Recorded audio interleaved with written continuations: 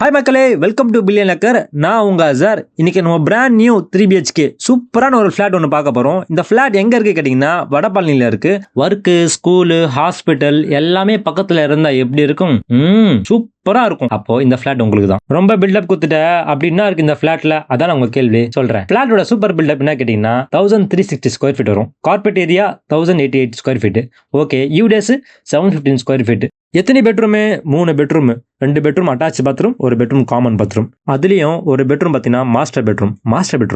Master பெட்ரூம்னா பெரிய bedroom, நல்ல ஸ்பேஷியஸா இருக்கும். அதுதான் பாத்தீங்கன்னா மாஸ்டர் பெட்ரூம் சொல்லுவாங்க. கிச்சன் எப்படி? கிச்சன் தான் ரொம்ப முக்கியமானது.